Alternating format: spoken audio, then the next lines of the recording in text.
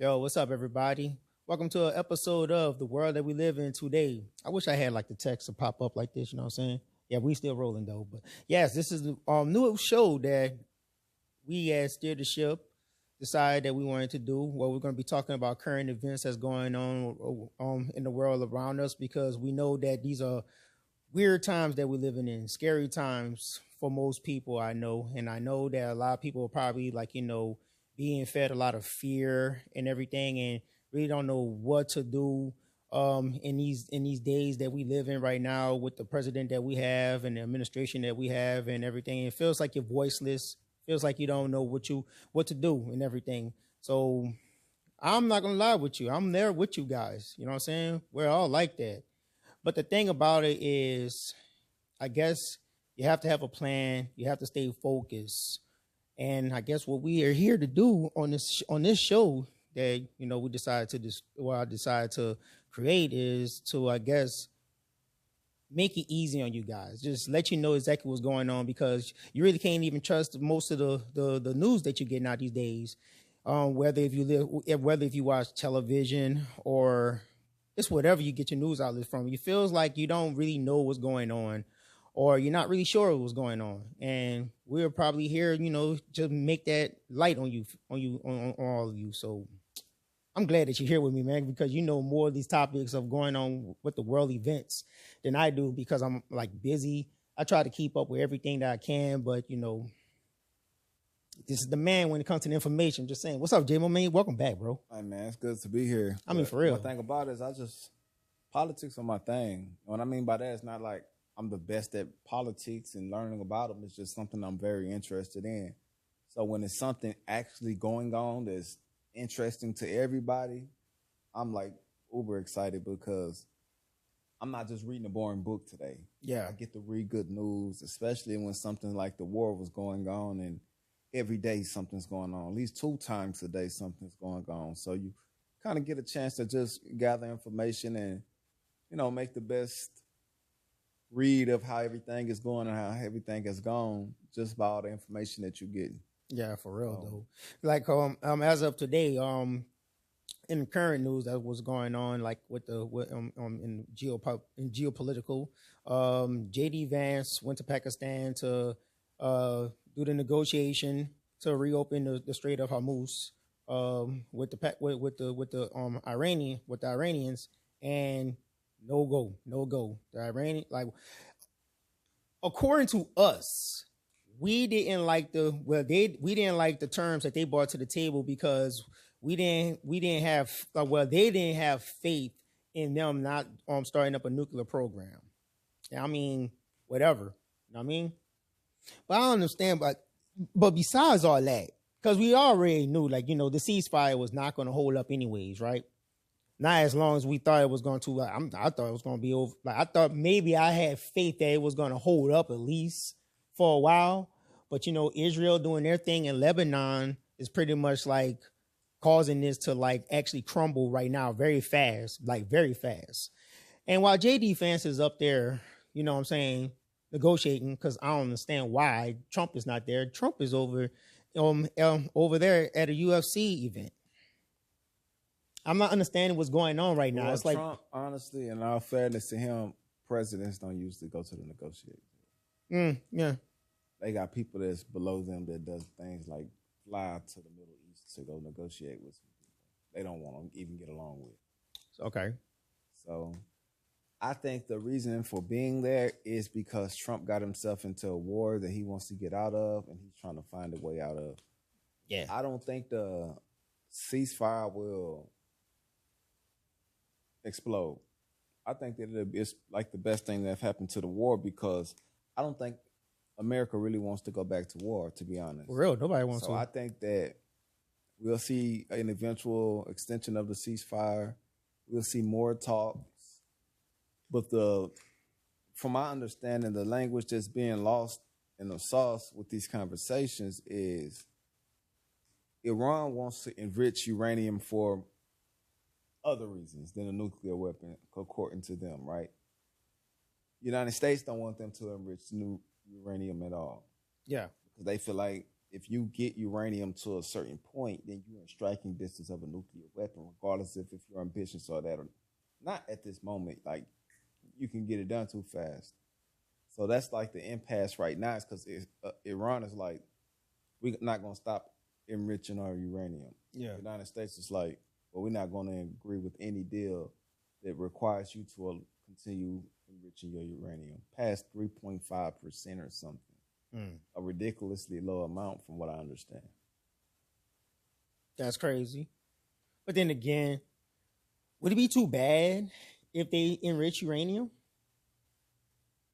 I don't know. Exactly. We don't know. Well, Israel one just thing so I fucking. can I'm just like maybe because Israel's so paranoid and shit. But one thing I can say is the only people that are saying this nuclear weapon thing is Trump and his people. And what I mean by his people is like the people just his circle. Because when it comes to the intelligence committee, they like Iran was not a threat. You know, they got an eye on everything. Yeah. So if they didn't believe Iran was a threat, and they the ones that would tell President Trump if Iran was a threat or not, that's how he would know. How would he be able to call them a threat other than needing a reason to go and do something and just, how could you know more than the intelligence committee and they're the ones that actually give you that information? So you think it's like misinformation, or he's just in there for something? I think it's truly is Israel.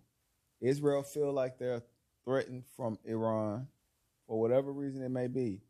It could be they feel like Iran want to kill them. It could be like Iran got the power to wipe us out if they want. It could be whatever it want to be. You know what I'm saying? And I feel like they took those fears and pretty much left Trump no choice. But like, it's almost like you're going to defend us or let us die as conversation. I feel like this right here. I feel like Iran is probably in the way of Israel for doing what they're doing. Because I don't know. It's kind of crazy how they're just going around just doing what they want to. Like, you know, with Gaza, now they're in Lebanon. Isn't Lebanon like, which country is Lebanon close to right now where they could possibly just pull a conquest? Syria, exactly. And who's right next to Syria? I don't know. Would it be Iran? I feel like Iran is in their way. And they can't really go against Iran. So they need us to help them take out Iran. They've been doing it for the longest. Well, to be truthful, Israel likes to. What Israel is doing right now seems like some type of conquest type shit. They at war with their partners, their neighbors all the time. And in those wars, they tend to occupy, they tend to take land from their neighbors. And in those occupations, just like any occupation in the world, it would happen to where you would get a group of those people who are being occupied that will eventually want to come together and fight against the occupation. And Israel funded that. They used that as power in the Middle East because before the proxies, Iran was surrounded by pretty much all the U.S. because all the other countries got U.S. bases in them, just all the way around Iran. Yeah. So what they started doing was funding proxies like Hezbollah in Lebanon, like Gaza, and like Hamas in Gaza, like the Yemen with the Houthis. Mm-hmm. You know what I'm saying? Like they got a group in Iraq, and they was putting those groups in there to pretty much help them fight. They wasn't like, hey, we need y'all to form a group and go to Iraq and fight. These were groups in Iraq already fighting against the oppressors. These were groups in Lebanon, Gaza. They were already fighting against the oppressors. Iran just chose to fund them. Yeah. They'll give you the weapons and the strength to help fight against your oppressors, the people who are occupying your property. So Israel knows that. So they feel like Iran is trying to push them out with the proxies, but Iran feel like we just trying to help the people you trying to take advantage of. You taking advantage of these lame ass countries, and we giving them fighting power. But everybody that fight back against Israel is considered a quote unquote terrorist state. But if you look at what they're fighting for, It's no, yeah, they have done some shit and done sent bombs and killed a lot of people, but the same so is Israel. So if Hamas is a terrorist, if Hezbollah is a terrorist, then Israel is a terrorist. Yes. There you go. There you go. America is a terrorist. There you go. There you go. And I feel like in these times right now, what we're seeing in real action, it's like there has to be a shift of thought in the people and everything. You know what I'm saying? I'm calling for this right here because it seems like Congress is just letting Trump do whatever the fuck he want and everything because we just got up in this situation on his own accordance and everything like that. He didn't get no push from the people or nothing like that. As a matter of fact, this shit happened while we all were asleep. Anyways, Congress wasn't. He did it in a weekend. Yes. So I'm calling for this because it seems like Congress ain't really doing this shit, man. Is it possible that we can just have multiple parties now? A true party for the people. When you don't have to, like, it's a democracy. It don't have to just be one or two. It can be multiple. We have the Libertarian Party. Nobody thinks of them and shit like that. So I'm thinking on an idea like, man, can that be? It's an idea. I'm not going to be the one to spearhead this shit because I'm not a politician. But can you even play politics and have the voice of the people and actually be like a turning force in the government? Only if politics. Only if the voice of the people was the power in politics. The power in politics are the lobbies. They are the ones that persuade a group of people who don't know what's going on to believe a certain thing. So Israel has a big lobby, one of the biggest lobbies, if not the biggest lobby. And they have a lot of power. You have other, Israel's not the only lobby though. People try and act like Israel's the only lobby. Other lobbies play those same type of games. It's the type of game that's to be played within that game. So it's like, hey, if I got the money, we would do the same shit. If I had the money and it was to go toward, but you gotta have the money. Yeah, and the Israel lobby does, and other lobbies does. They do. If I had the money and I wanted a certain person in office, I'm gonna put my money toward that person. That's just all they do. But they tend to be persuaded by things that benefit the country of Israel, which they are an Israel lobby. So if we tend to want to put our precious, everything into them, then that's them. But we're not putting nothing into them. They own everything. And you see, and they control our politics. So a lot of the stuff that's going on isn't like us thinking we should and we shouldn't. We are given choices like a Kamala versus a Trump for a reason. It's the reason a good Democrat ain't risen yet. You know what I'm saying? Because they're being suppressed. But the Democrats are the good guys. The Israel lobby from both sides. So even if somebody can come up with a party for the people and run on a campaign and run like on a campaign trail and whatnot, if they don't have the money and whatnot for the publicity, you know what I'm saying, they can just easily get crushed out, just wiped out, like as if they're like a raft going against a tidal wave. Pretty much. Because it's usually like a campaign that they can use against you. It's not something they would even use for the other person. It's something they would use against you.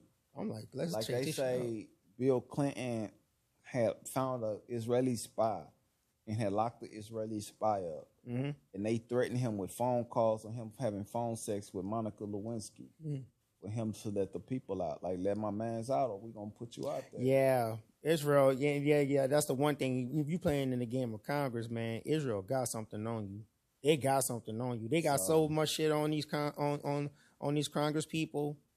That's man and woman. It's like they play ball. You know what I mean? Over 90% of our senators are funded by Israel. Yeah.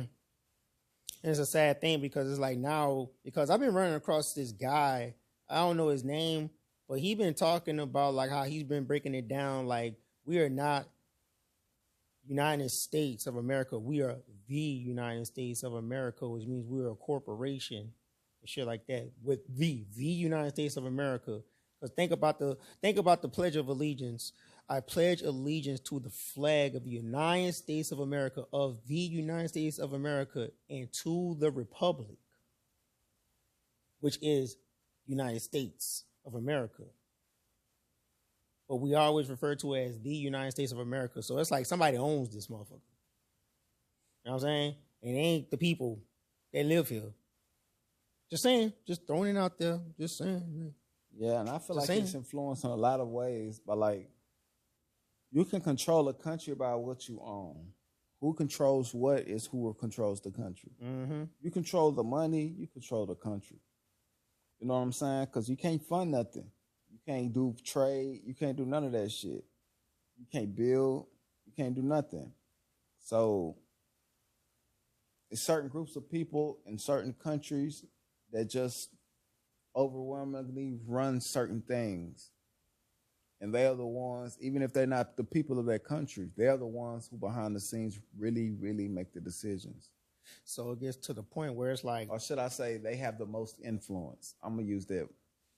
so it gets to the point right now. It's like, because we can talk about this all day long and everything. And I know some people be wondering this as well. And it's like, what can you do about it? So really, the basis of the show today is like worrying about the things that you can control over the things you can't. Like we see all this shit is going on and everything, right? And yeah, we have a mad king in the office that's pretty much like lies all the fucking time. You can't believe anything that they're saying and shit. So it's almost like it's disheartening just to see the shit sometimes. You know what I'm saying? But it's like, what can you control? What can you really control? You know what I'm saying? Pretty much, I'll say just you and your peoples and your money. That's the only thing you can control right now. Because right now, if I have to say it, we're looking at the fall of America in real time. And it happens. It happens. Empires rise, empires fall. You know what I'm saying? But this is like, damn. And it was out of our hands because, like I told you in the beginning, as I told you earlier, I felt like we all fell asleep at the wheel. Yeah. Yeah. But yeah, man. Yeah. But that's all I got with that. That's the first episode right there. We just ran with it right there. Yeah, and that's okay because it ain't really too much like we're at a ceasefire now. Let's just hope we stay there and get past the ceasefire to a better point. And one day we may have the discussion on how the war really went, opposed to all the posturing that's been going on. Yeah, we don't even know what's going on, what's going to happen. Trump just moved like a Navy destroyer right there by the Strait of Hormuz, and I guess barricading it from letting any ships get in or out. I wonder what that's gonna do. But anyways, guys, it's gonna get the ship shot at. Man, this dude here, bro. Anyways, thank you for watching this episode. Don't forget to like and subscribe to the page and everything like that. And yeah, it was the first episode. I call it pilot. So you guys, y'all have a good one and peace.